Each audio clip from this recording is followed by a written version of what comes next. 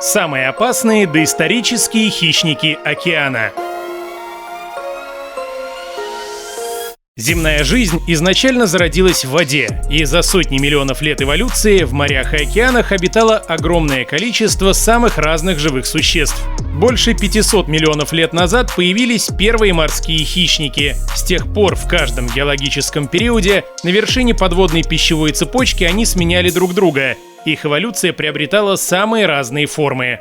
В этом ролике мы расскажем о самых опасных хищниках, которые когда-либо обитали в мировом океане. Чтобы первыми узнавать о выходе новых роликов с рассказами об особенностях эволюции динозавров и развитии жизни на Земле, необходимо нажать кнопку «Подписаться». Кроме того, наши зрители могут выражать свое мнение с помощью комментариев и лайков. Аномалокариса можно назвать одним из первых хищников планеты. Несмотря на свой небольшой размер, не более 60 сантиметров, этот представитель членистоногих был грозой подводного мира кембрийского периода. Его отличал передовой для своего времени способ плавания. Скорее всего, он мог быстро передвигаться при помощи волнообразных движений, расположенных по обеим сторонам тела плоских отростков. Хвостовой веер служил рулем. Также искать добычу в толще воды аномалокарису помогало превосходное зрение. Его фасеточные глаза были намного совершеннее, чем глаза современных насекомых. На кембрийский период пришелся расцвет подводных членистоногих. Примерно 460 миллионов лет назад на морском дне царствовали ракоскорпионы. Эти предки современных раков, крабов и скорпионов имели схожее с ними строение тела, но при этом могли достигать 2 метров в длину. Ученые пока не решили точно, были ли морские скорпионы того времени ядовитыми. Но схожесть в строении хвоста нынешних скорпионов и их далеких предков говорит в пользу этой гипотезы. В морях Девонского периода палеозойской эры уже водились акулы. Они во многом напоминали главных хищников современных морей и океанов, но тогда даже акулам было кого опасаться. Челюсти гигантской панцирной рыбы Дунклеостея могли с легкостью перекусить пополам даже самую крупную акулу. Дунклеостеи вырастали до 10 метров в длину, а их тело защищала мощная броня, пробить которую было не под силу никому. В самом начале эпохи динозавров в океане обитала очень странная и при этом опасная рыба. Внешне геликоприон очень напоминал акулу, но более близким для него родственником является современный окунь. Тот хищник не был гигантом, его длина не превышала 4,5 метров, но геликоприон был обладателем очень необычной нижней челюсти. Она представляла собой спираль, усеянную острыми зазубренными зубами. Ученые предполагают, что эта челюсть могла вращаться наподобие циркулярной пилы. В морях триасового периода жил еще один хищник, у которого были небольшие для того времени размеры. Длина тела нотозавра была не больше 4 метров, но это тело оканчивалось головой с крупными челюстями, усеянными длинными острыми зубами. Считается, что нотозавры питались в основном рыбой и кальмарами и были засадными хищниками. Глядя на его тело, по строению похожее на современных крокодилов, в это легко поверить. В конце 19 века в Соединенных Штатах обнаружили останки крупного плеозавра. Он получил имя мегалниозавр. Кости монстра сохранились достаточно плохо. Ученые восстанавливали его облик по хвосту длиной 1,5 метра и по некоторым уцелевшим костям. В итоге они пришли к выводу, что этот морской ящер достигал 10-12 метров в длину и жил в конце юрского периода. Еще одним крупным представителем семейства плеозавров юрского периода является леоплевродон. По разным оценкам он мог достигать размера от 6 до 15 метров. В некоторых источниках можно встретить 25 метров. Изучив строение тела леоплевродона, ученые пришли к выводу, что он вряд ли мог развивать большую скорость, преследуя добычу. Но зато, подобно современным крокодилам, этот хищник был способен на резкие рывки и быстрое маневрирование. На стыке юрского и мелового периодов в морях и океанах можно было встретить дакозавров.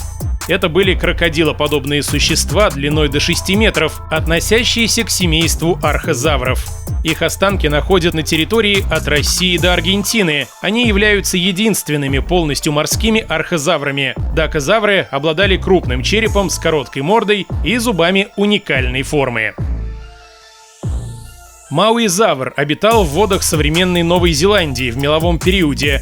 Он имел длину около 20 метров. 15 из них приходились на его шею и небольшую голову. Считается, что такую длинную шею этот ящер отрастил для более эффективной охоты на рыбу.